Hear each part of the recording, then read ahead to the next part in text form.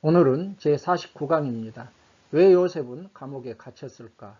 어떻게 요셉은 애굽의 총리가 될 수 있었을까? 이 질문을 가지고 요셉이 애굽의 총리가 되기까지 과정에 대해서 살펴보도록 하겠습니다. 제49강 개요입니다. 보디발 아내의 유혹과 투옥 과정에 대해서 살펴보고 두 간원장의 꿈과 해몽, 바로의 꿈 해몽과 총리가 되는 이 순서로 살펴보도록 하겠습니다. 첫째로 보디발 아내의 유혹과 투옥에 대해서 창세기 39장 1절부터 23절을 통해 살펴보겠습니다. 먼저 요셉이 가정 총무가 되는 내용 1절에서 6절을 통해 살펴봅니다. 요셉이 바로의 친위대장 보디발의 집에 팔려오게 됩니다. 1절이죠. 요셉이 이끌려 애굽에 내려가며 바로의 신하 친위대장 애굽 사람 보디발이 그를 그리로 데려간 이스마엘 사람의 손에서 요셉을 산이라. 여러분, 요셉은 왜 하필이면 바로의 친위대장 보디발의 집에 팔려왔을까요? 하나님의 보이지 않는 손길이 역사하시는 것이죠. 하나님의 섭리입니다. 여기에서 친위대장이라는 것은 오늘로 얘기하게 되면 경호대장 정도 되는데 IVP 성경 주석에 보니까 왕궁 제수들을 가두는 감옥을 지키는 일도 했고요. 궁궐 음식을 장만하는 책임도 맡고 있었다고 소개하고 있습니다. 그래서 보디발의 집이라는 것은 보디발이 친위대를 관리하고 또 그 안에 왕궁 감옥까지 있었으니까 아마 친위대 관사에 살고 있었던 것이 아닌가 이런 생각을 해보게 됩니다. 여호와께서 요셉과 함께 하심으로 요셉이 형통한 자가 되게 됩니다. 보디발은 이 요셉의 형통함을 보고 요셉을 가정 총무로 삼고 자신의 모든 것을 요셉에게 맡긴 것이죠. 가정 총무는 오늘날로 얘기하게 되면 가정 집사 정도 되겠습니다. 자, 여러분, 그러면 왜 요셉은 이 노예 상태에 있음에도 불구하고 형통한 자가 되었을까요? 하나님께서는 지금 요셉이 노예임에도 불구하고 형통한 자가 되었다고 성경은 기록하고 있는 것입니다.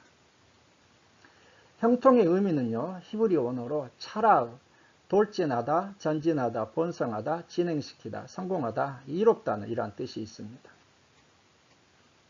요셉이 형통한 자가 되었다는 것은 요셉이 애굽에서 번성한 자, 성공적인 사람이 되었다. 그리고 이롭게 하는 자가 되었다. 이런 뜻이 있는 것이죠. 우리가 여기에서 형통이라는 말을 생각하면서 굉장히 중요하게 여겨야 할, 눈여겨보아야 될 대목이 있습니다. 이롭게 하는 자라는 것입니다. 5절을 보게 되면 그가 요셉에게 자기의 집과 그의 모든 소유물을 주관하게 한 때부터 여호와께서 요셉을 위하여 그 애굽 사람의 집에 복을 내리심으로 여호와의 복이 그의 집과 밭에 있는 모든 소유에 미친지라 이렇게 말씀하고 있습니다. 즉 요셉의 성공, 요셉의 형통은 자신만이 성공한 것이 아니라 그가 속한 보디발의 집을 이롭게 했다. 보디발의 집에 복을 받게 했다. 이런 측면이 있는 것입니다. 그래서 5절 말씀처럼 요셉의 성공과 번성은 요셉이 속한 보디발의 집을 이롭게 했다는 것입니다. 여러분, 이것이 바로 성공적인 형통, 성공적인 성공의 의미입니다. 하나님께서 아브라함을 부르시면서 창세기 12장 2절에서 3절 내가 너로 큰 민족을 이루고 내게 복을 주어 내 이름을 창대하게 하리니 너는 복이 될지라. 너를 축복하는 자에게는 내가 복을 내리고 너를 저주하는 자에게는 내가 저주하리니 땅의 모든 족속이 너로 말미암아 복을 얻을 것이니라 말씀하시지 않았습니까? 왜 아브라함에게 이런 복을 주신다고요? 자기 혼자 하나님의 복을 받아 성공하고 번성하라는 것이 아니라 내 자손과 내 이웃들이 하나님의 복을 함께 누리라 이런 의미에서 아브라함을 부르시고 복을 주셨는데 이제 요셉을 통해서 이 아브라함의 복이 지금 확인되고 있는 것이죠. 자, 여러분, 그렇다면 요셉은 왜 형통한 자가 되었을까요? 그것은 첫째로 여호와께서 함께 하셨기 때문입니다. 2절 여호와께서 요셉과 함께 하심으로 그가 형통한 자가 되었다. 이렇게 말씀하고 있지 않습니까? 2절을 공동 번역은요. 요셉은 야훼께서 돌보아 주셨으므로 표준 세번역을 보니까 주께서 요셉과 함께 계셔서 앞길이 잘 열리도록 그를 돌보셨다. 하나님이 함께 하셨다는 것입니다. 여러분, 이렇듯이 여호와 하나님께서 함께 하시면 현재 형편과 상관없이 형통한 삶을 사는 것입니다. 바로 현재 형편이 좋지 않다 할지라도 하나님께서 함께 하시면 그 사람은 형통한 삶을 사는 것입니다. 그러나 지금 아무리 번성하고 아무리 잘 나가고 있다 할지라도 하나님이 함께 하시는 삶이 아니면 그것은 형통한 삶일까요? 아니라는 것이죠. 그래서 여호와께서 함께 하시면 현재 형편과 상관없이 형통한 삶을 사는 것입니다. 시편 127편 1절에서 2절. 여호와께서 집을 세우지 아니하시면 세우는 자의 수고가 헛되며 여호와께서 성을 지키지 아니하시면 파수꾼의 깨어있음이 헛되도다고 말씀하고 있습니다. 잠언 16장 9절도 사람이 마음으로 자기의 길을 계획할지라도 그의 걸음을 인도하시는 이는 여호와시니라 말씀하고 있는 것입니다. 이렇듯이 현재 형편과 상관없이 여호와께서 함께 하시기만 하면 그 사람은 형통한 삶을 사는 것입니다. 왜 그럴까요? 하나님께서는 현재가 아니라 미래를 보고 말씀하시기 때문입니다. 기드온의 경우를 보게 되면 기드온은 겁쟁이지 않았습니까? 그런데 사사기 6장 12절에 여호와의 사자가 기드온에게 나타나 이르되 큰 용사여 여호와께서 너와 함께 계시도다.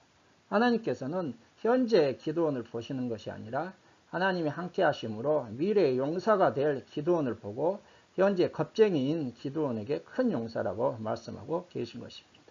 그러므로 바로 요셉이 형통한 자가 된 이유는 여호와께서 함께 하신다 이 사실을 깨닫고 우리 모두 하나님께서 함께 하시는 삶을 사는 모든 분들이 되시기 바랍니다. 여러분, 우리는 이 요셉이 형통한 자를 통해서 굉장히 중요한 메시지를 깨닫게 됩니다. 무엇입니까? 성경적인 성공, 성경적인 복의 의미를 깨닫고 성경적인 성공을 추구하는 삶을 살아야 한다는 것입니다. 뿐만 아니라 이 형통의 의미를 깨닫고 하나님이 함께하는 삶을 살아야겠다. 이 사실을 깨닫고 하나님이 함께하는 삶을 사는 모든 분들이 되시기를 주의 이름으로 축원합니다.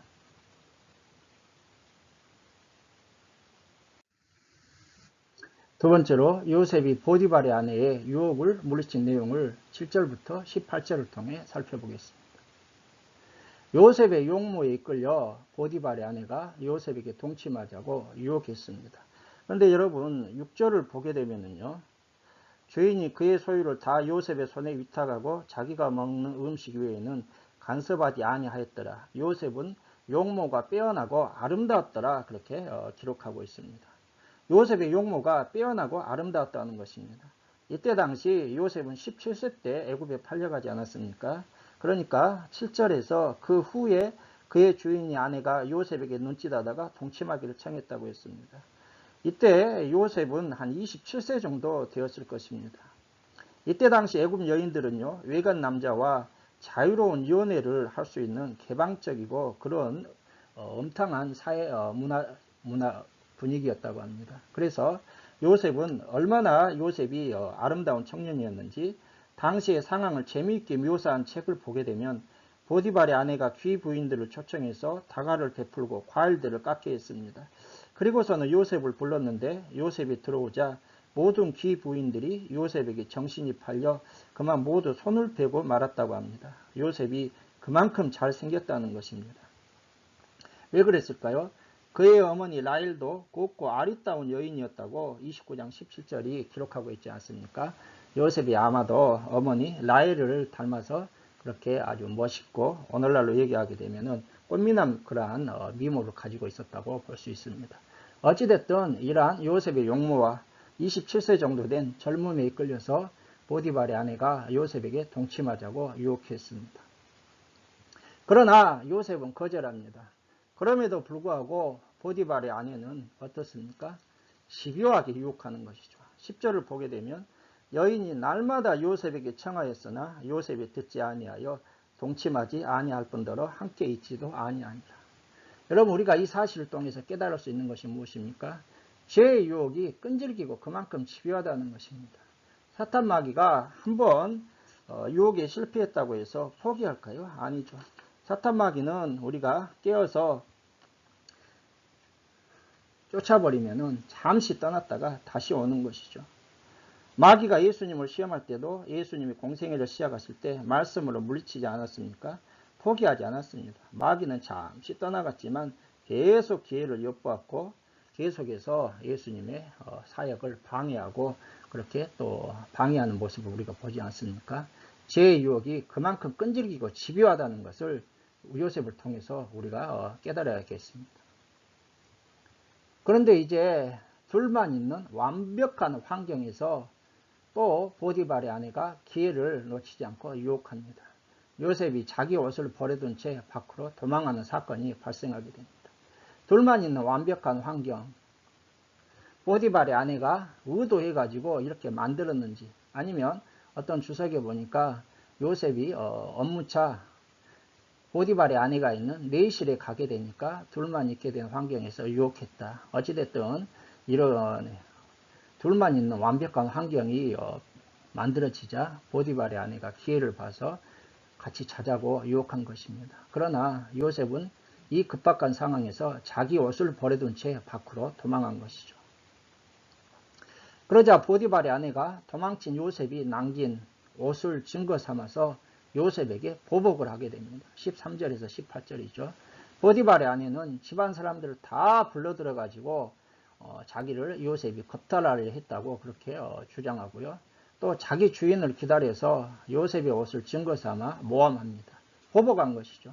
자기의 청을 거역한 이 요셉에 대해서 연모의 정이 이제 미움과 이러한 시기, 질투, 그리고 보복으로 발전한 것입니다. 여러분, 그렇다면 요셉은 이 청년 요셉 어떻게 해서 보디발 아내의 유혹을 물리칠 수 있었을까요? 자신의 책임에 충실했습니다. 요셉은 8절에서 9절에 보게 되면 자신의 책임은 강조하면서 자신의 책임만 충실하는 그러한 요셉의 모습을 볼 수가 있습니다. 하나님을 의식했다는 것입니다. 9절을 볼까요? 이 집에는 나보다 큰 이가 없으며 주인이 아무것도 내게 금하지 아니하였어도 금한 것은 당신뿐이니 당신은 그의 아내이므라. 그런즉 내가 어찌 이 큰 악을 행하여 하나님께 죄를 지으리이까? 어찌 이 큰 악을 행하여 하나님께 죄를 지으리이까? 호람데오 신앙이죠. 요셉은 지금 둘이만 있는 것이 아니라 누가 있다고요? 하나님이 함께 하셔서 보고 계신다. 하나님을 의식함으로 지금 이 급박한 상황에서 보디발 아내의 유혹을 물리치고 있다는 것입니다. 이렇듯이 우리가 하나님을 의식하는 호람데오 신앙이 있을 때 범죄를 이길 수 있는 것이죠. 그리고 중요한 또 한 가지가 12절을 보게 되면 그 여인이 그의 옷을 잡고 이르되 나와 동침하자. 그러나 요셉이 자기의 옷을 그 여인의 손에 버려두고 밖으로 나가며 요셉은 죄악된 자리를 떠났습니다. 도망쳤다는 것이죠. 여러분, 아무리 믿음이 좋고 아무리 신실하다 할지라도 죄악된 자리에 계속 머무르게 되면 어떨까요? 죄에 물들게 되고요. 죄악에 넘어갈 수밖에 없습니다. 그래서 우리가 경건하다는 것이 무엇입니까? 죄를 멀리하는 것이죠.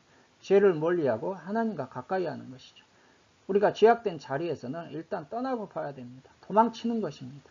요셉은 이렇게 자신의 책임에 충실하고 하나님을 의식하고 죄악된 자리를 떠남으로 이렇게 요셉은 그 젊은 나이에 보디발 아내의 성적인 유혹을 물리칠 수 있었다는 것입니다.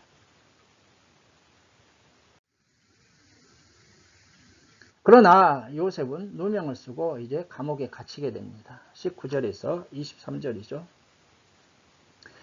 보디발은 아내의 말을 듣고 심히 노했습니다. 19절. 그의 주인이 자기 아내가 자기에게 이르기를 당신의 종이 내게 이같이 행하였다 하는 말을 듣고 심히 노한지라.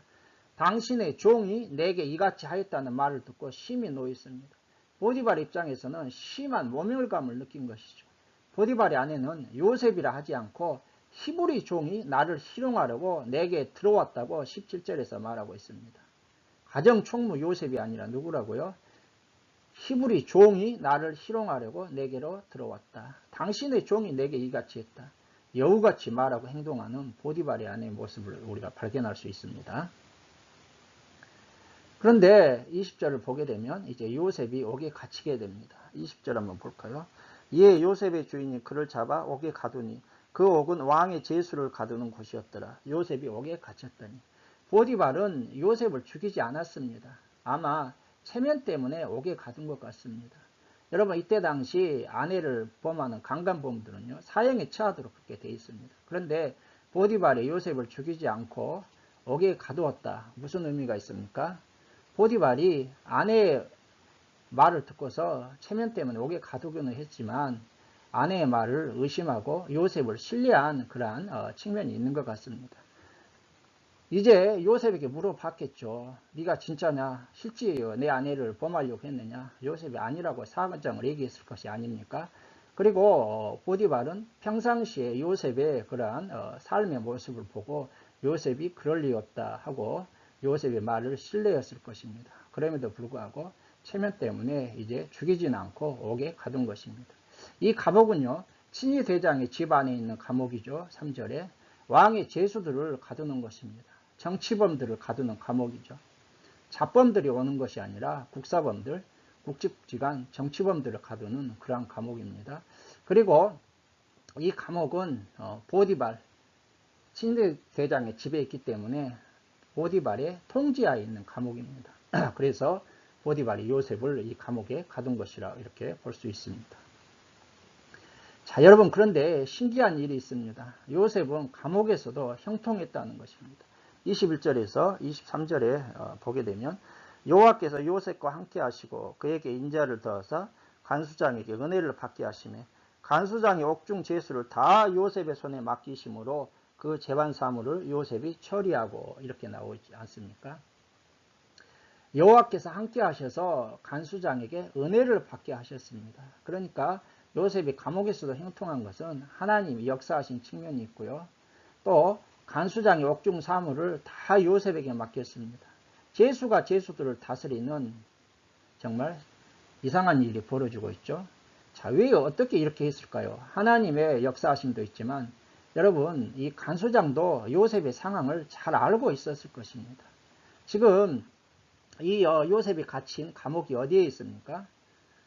친위 대장 보디발의 집에 있다고 했지 않습니까? 그래서 보디발의 관사에 이 지금 감옥도 있기 때문에 이 간수장도 지금 주변에서 돌아가는 요셉이 왜 이곳에 들어왔는지 그것을 다 상황을 알고 있었을 것이고요. 그리고 이 간수장은 친위 대장 보디발의 그러한 보니까 부하였다고도 볼 수 있지 않겠습니까? 그래서 친위 대장의 의도와 배려를 이 간수장도 잘 알 수 있었을 것입니다. 어찌됐든 요셉은 감옥에서도 형통한 삶을 살고 있습니다. 자, 여러분, 그렇다면 왜 요셉은 감옥에 갇혔을까? 첫째로 죄 짓는 것을 거부하다가 보복으로 감옥에 갇혔다는 것입니다. 의를 위하여 당한 고난이라고 볼 수 있죠. 여러분, 우리가 믿음대로 살아도 고난이 따른다는 것을 우리는 여기에서 확인할 수 있습니다. 요한복음 15장 18절에서 19절에서 예수님은 세상이 너희를 미워하면 너희보다 먼저 나를 미워한 줄을 알라. 너희가 세상에 속하였으면 세상이 자기의 것을 사랑할 것이나 너희는 세상에 속한 자가 아니요 도리어 내가 너희를 세상에서 택하였기 때문에 세상이 너희를 미워하느니라 말씀하고 있습니다. 성도들이 세상적인 방법과 죄를 거부하고 믿음대로 살아가면은 핍박이 고난을 받는다는 것입니다.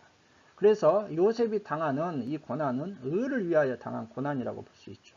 마태복음 5장 10절에서 예수님은 의를 위하여 박해를 받은 자는 복이 있다고 말씀하셨고 마태복음 5장 11절은 나로 말미암아 너희를 욕하고 박해하고 거짓으로 너희를 거슬려 모든 악한 말을 할 때에는 너희에게 복이 있나니 기뻐하고 즐거워하라. 하늘에서 너희의 상이 큼이라. 너희 전에 있던 선지자들도 이같이 박해하였느니라 말씀하고 계신 것입니다. 요셉은 죄 짓는 것을 거부하다 보복으로 감옥에 갇혔습니다. 의를 위하여 당한 고난, 믿음을 지키기 위해서 당한 고난이라고 볼 수 있는 것이죠. 그런데 여러분, 이것은 하나님의 섭리입니다. 지금 이곳에 누가 갇힌다고요? 국사범, 정치범들을 가두는 감옥에서 요셉을 지금 훈련하고 계신 것이죠. 무엇입니까? 국정과 정치 상황을 지금 요셉으로 하여금 깨닫게 하는 것이고 보고 알게 하시는 것입니다. 또 두 관원장을 만나 꿈을 해석하게 하고 나중에 바로의 꿈을 해석하도록 하시기 위한 하나님의 섭리가 바로 요셉이 감옥에 갇히는 그런 것으로 연결되고 있는 것입니다. 여러분, 우리는 이 사실을 통해서 굉장히 중요한 메시지를 깨닫게 됩니다. 믿음의 삶에는 무엇이 따른다고요? 고난이 따른다. 조금 전에 읽어드렸던 것처럼 요한복음 15장 18절에서 19절 말씀처럼 우리가 믿음대로 살 때는 예수 그리스도에 따르는 제자의 삶을 살아갈 때에는 고난이 따른다. 이 사실을 꼭 깨닫는 그러나 이 고난은 참 복된 고난이다. 왜? 하나님께서 다 기억하시고 상으로 갚아주시기 때문이다. 이 사실을 꼭 깨닫는 모든 분들이 되시기 바랍니다. 믿음의 고난을 하나님은 책임져 주신다는 것입니다. 하늘의 상급 마태복음 5장 11절이죠. 또 21절에서 23절 여호와께서 요셉과 함께 하시고 그에게 인자를 더해서 감옥에서도 간수들을 이렇게 다스리는 일을 하지 않습니까?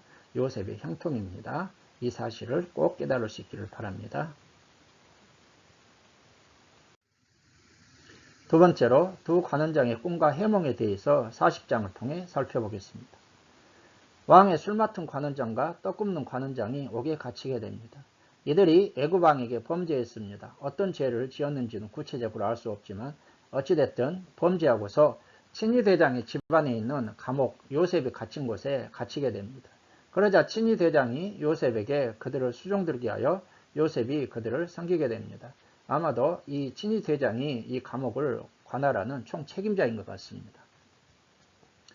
두 관원장은 여러분 술 맡은 관원장, 떡 굽는 관원장은요. 왕의 음식을 관리하는 왕이 가장 신이 많은 자들입니다. 예전에는 왕의 음식물에 독극물을 넣어서 암살할 수 있지 않습니까?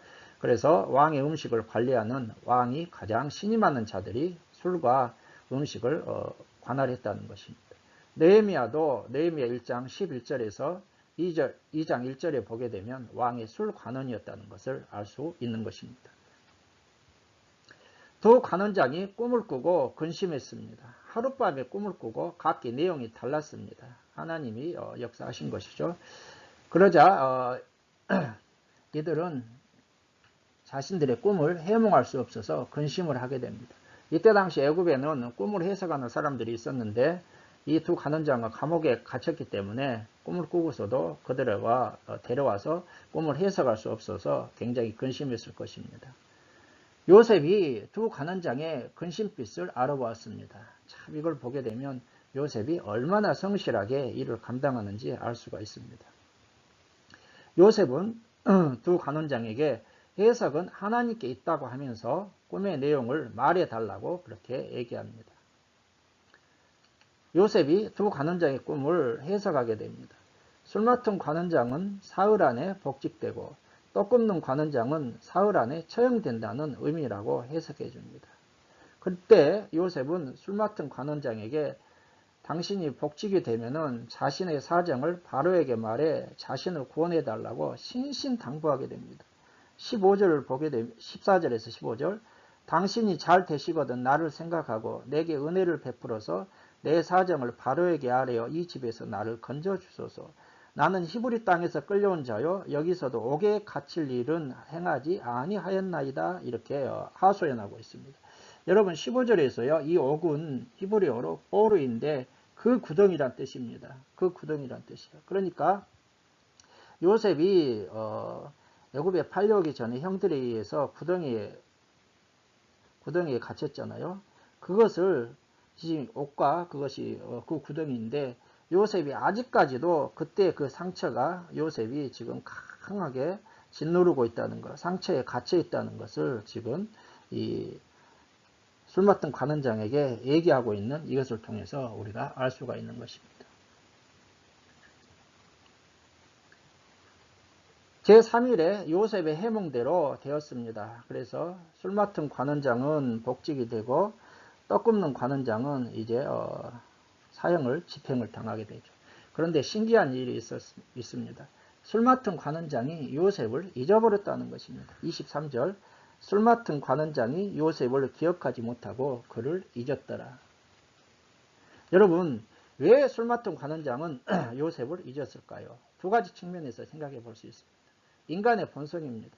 인간은 자기가 급하게 되면은 도와달라고 구워달라고 매달리지 않습니까? 그런데 자기가 이제 사정이 풀리게 되면 어떻습니까? 잊어버리는 것이죠. 요셉 노예입니다.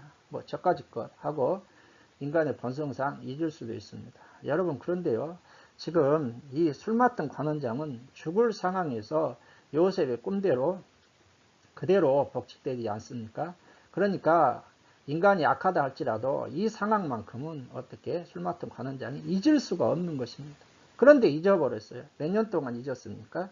2년 동안 잊었어요. 2년 동안. 왜 그랬을까요? 하나님의 섭리인 것입니다. 하나님의 섭리. 이문식 목사님 설교를 듣다가 저도 이제 깨닫게 된 것인데요. 당시의 규정에, 이때 당시 규정에 의하면은 총리는 30세가 되어야 한다는 그런 규정이 있었다고 합니다. 우리나라도 대통령 선거에 나가려면 40세 이상이잖아요. 이때 당시 총리는 30세의 그런 규정이 있었다는 것입니다. 그러니까 요셉이 지금 술 맡은 관원장이 요셉을 기억해서 요셉의 억울함이 풀려져서 요셉이 풀려난다 할지라도 요셉은 30세가 안 됐기 때문에 2년이 더 지나야 되는 것이죠.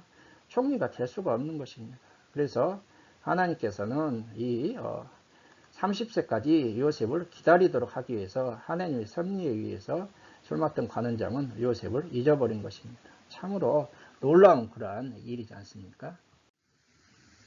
세 번째로 바로의 꿈을 해몽하고 요셉이 총리가 되는 내용에 대해서 41장을 통해 살펴보겠습니다. 바로의 꿈과 요셉의 해몽입니다. 바로가 꿈을 꾸고 번민하나 해석한 자가 없었습니다. 여러분, 이 바로가 전제후 군주 신이라 일컫는 이 바로가 꿈을 꿨는데 번민하지만 해석한 자가 없습니다. 이때 당시 이집트에는 꿈을 전문적으로 해석하는 그러한 술사들이나 지혜자들이 있었습니다.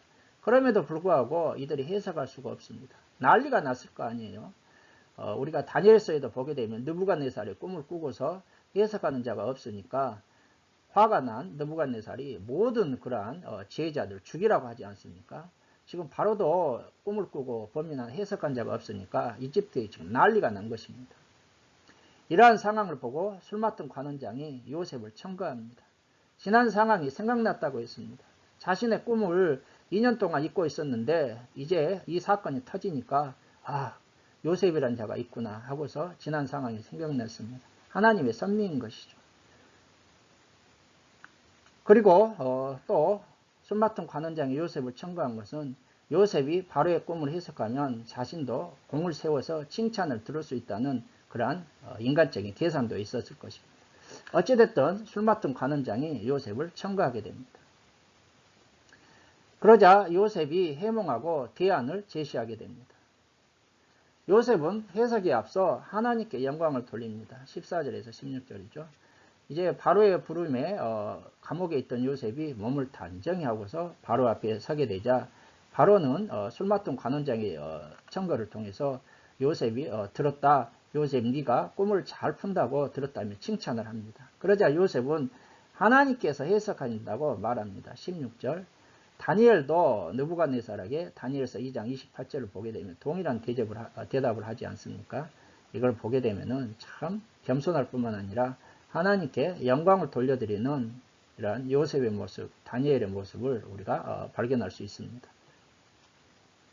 바로가 요셉에게 꿈 내용을 말합니다. 17절에서 24절이죠. 7암소, 살찐 7암소가 있는데 다시 바리바리한 말라 비틀어진 암소가 와서 그것을 다 삼켜버리더라. 7이상도 마찬가지죠. 충실한 7이삭을 나중에 나온 7이삭이 다 그냥 먹어 치워버린다는 것이죠. 그러자 요셉이 25절과 32절에서 해몽을 하게 됩니다. 요셉은 해몽에 앞서 하나님께서 하실 일을 바로에게 보이신 것이라고 말합니다. 계속해서 요셉이 강조하는 건 무엇입니까? 하나님께서 하신다는 것이죠. 그리고 요셉의 해몽의 골자는 애굽의 7년 풍년과 7년 흉년이 임한다는 꿈의 내용을 해몽하고 있습니다. 참 여러분 이걸 어떻게 보게 되면은 참 해몽이 쉬울 것 같죠. 그래서 애굽의 모든 술사들도 해석할 수 있을 것 같은데 못하는 거예요. 이것은 요셉만 해몽하고 있어요. 왜 그럴까요? 이 꿈이 하나님으로부터 온 것이기 때문입니다. 하나님께서 하나님으로부터 온 것이니까 하나님께 성령에 충만한 요셉은 금방 알 수 있지만은 다른 사람들은 알 수가 없는 것입니다. 그리고 요셉은 꿈을 해몽하고서 대안도 제시합니다. 33절에서 36절이죠. 무엇입니까? 명철하고 지혜 있는 사람을 택하여 7년 풍년 동안 곡식 소출량의 5분의 1을 거두어 각 성읍에 쌓아두어 7년 흉년을 대비하라고 대안을 제시하고 있습니다. 참 이게 중요한 거예요. 요셉이 꿈만 해몽하고 이러이러한 꿈입니다 하고서 끝내버렸으면 요셉이 총리가 될 수도 없었을 것입니다. 그런데 요셉은 대안까지 제시합니다. 잘 준비할 수 있는 사람을 택해서 7년 흉년을 대비하라는 것이라고 이렇게 대안을 제시하고 있죠. 이렇게 해서 요셉은 애굽의 총리가 되게 됩니다. 바로와 모든 신하가 요셉의 해몽과 대안 제시를 좋게 여기자 바로는 하나님의 영에 감동된 사람을 우리가 어찌 찾을 수 있으리요 하고 네가 적임자다 그것이죠. 요셉을 총리로 삼아 애굽을 다스리게 합니다. 요셉 이름을 개명해서 사분의 바네아라 이렇게 하고요. 원의 제사장 보디베라의 딸 아스낫을 아내로 삼아 결혼하게 합니다. 사분의 바나에 대해서는 세상의 구원자, 생명의 부양자, 세상 사람들을 위한 방백 등 다양한 해석을 우리가 찾아볼 수 있는데 어찌됐든 요셉이 이제 생명의 구원자 그것이 적절할 것 같습니다. 그리고 온의 제사장 보디베라의 딸 아스낫을 아내로 삼아 결혼하게 합니다. 온이라는 것은요 태양이란 뜻의 지명으로 현재 카이로시에서 북쪽으로 약 14km 떨어져 있는 지점에 헬리오폴리스라고 합니다. 특히 이곳은요 태양신 라 신전이 모셔져 있던 태양의 집이 있었고요. 당시 유력한 애굽의 제사장 집단이 거주하고 있었던 곳이라고 합니다. 보디베라 온의 제사장 보디베라는요 보디발과 동일한 뜻의 명칭으로 태양에게 구별된 태양에 봉헌된 자 등의 뜻을 지니고 있고 태양신 숭배하는 그런 것을 수행하는 그런 제사장이죠. 그의 딸 아스낫의 이름의 뜻은 애굽 여신 나이드의 경배자라는 뜻입니다. 이렇게 해서 왕이 바로가 요셉을 개명시키고 원의 제사장 보디베라의 딸 아스낫을 아내로 삼아 결혼하게 하는 것은 요셉의 이제 완전한 자신의 그러한 수족일 뿐만 아니라 이때 제사장들은 굉장한 실력자들이잖아요. 이 실력자의 집안 딸과 결혼시켜서 요셉의 그러한 권위를 정치적인 배경을 그렇게 든든하게 해주는 그러한 모습을 우리가 생각해 볼 수 있는 것이죠. 이집트에 온 요셉과 야곱 한번 살펴보겠습니다. 지금 이제 오게 되는데 지금 이때 당시 요셉이 총리가 되었을 때 이 왕조를요 힉소스 왕조라고 합니다. 그래서 이 힉소스 왕조 이집트 수도가 여기 지금 이곳에 있는 것이죠. 그리고 온이라는 것은 지금 이곳입니다. 이곳 온 오늘날 카이로 북쪽에 있는 헬리오폴리스라고 하는데 요셉의 장인 보디베라는 온의 제사장이었다 이렇게 하지 않습니까? 그래서 이곳을 이렇게 볼 수가 있고요.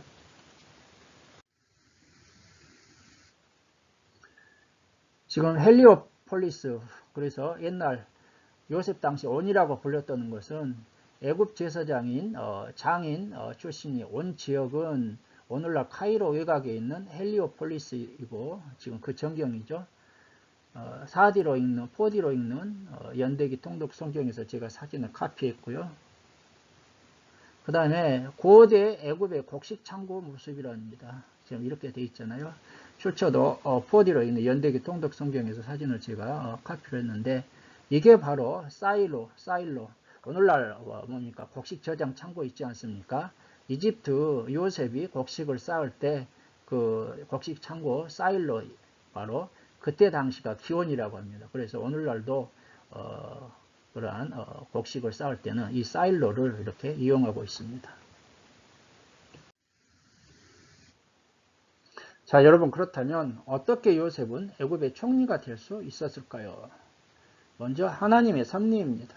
하나님께서는 아브라함과 맺었던 그 언약에 의해서 이제 요셉을 선발대로 애굽에 팔려가게 하셨고 하나님의 은혜로 시위대장 보디발의 집에 팔려갔고 감옥에서도 은혜를 입어 간수장이 요셉을 잘 돌봐주도록 했고 또 술 맡은 관원장의 꿈을 해석하게 하시고 극기하는 바로의 꿈을 해석하게 하심으로 요셉을 애굽의 총리가 될 수 있는 기회를 허락하셨습니다. 뒤에서 보이지 않는 하나님의 섭리와 손길에 의해서 결국 요셉이 애굽의 총리가 됐던 것입니다. 요셉이 하나님의 영에 감동된 사람이었기 때문이죠. 38절 바로가 그 신하들에게 이르되 이와 같이 하나님의 영에 감동된 사람을 우리가 어찌 찾을 수 있으리요 하고, 하나님의 영에 감동된 사람이었고요. 요셉의 성실성입니다. 요셉은 우리가 예전에도 살펴봤지만 아버지의 심부름을 갈 때도 그렇게 성실하게 갔고요. 또 보디발의 집에 가서도 얼마나 성실하게 그렇게 자기의 일을 잘 감당합니까? 요셉의 성실성. 그리고 또 하나는 역사적으로 보게 되면 요셉이 힉소스 왕조와 같은 셈족입니다. 셈족. 이때 당시 요셉이 애굽에 갔을 때에는 힉소스 왕조가 통치하고 있었는데, 이 힉소스 왕족은요, 함족, 까무잡족한 원래 본토인 히브요, 이집트 그쪽에 다스리던 그 왕조가 아니라 셈족 계열입니다.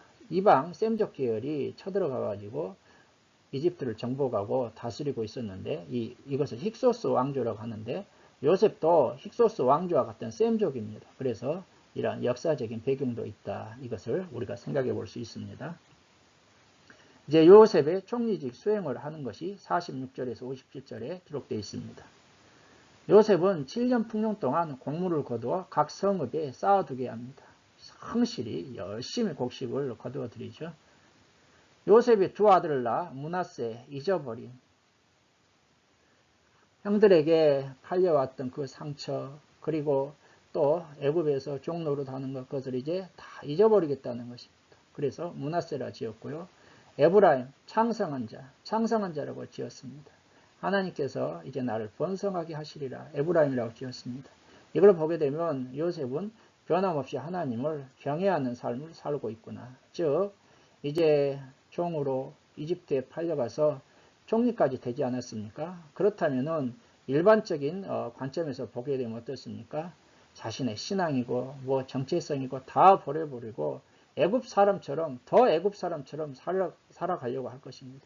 우리가 일제의 나라를 빼앗겼을 때 그때 당시 조선 사람들 더 일본인 사람처럼 행세했다고 하지 않습니까? 그게 보통 사람들의 본성입니다. 그런데 요셉은 총리가 되었어도 변함없이 하나님을 경외하는 삶을 살고 있습니다. 그것이 바로 에브라함을 통해서 하나님께서 이제 나를 번성하게 하시리라, 그렇게 하고 있는 52절이죠. 하나님이 나를 내가 수고한 땅에서 번성하게 하셨다 하였더라. 하나님을 의식하는, 하나님을 경외하는 삶을 살고 있습니다.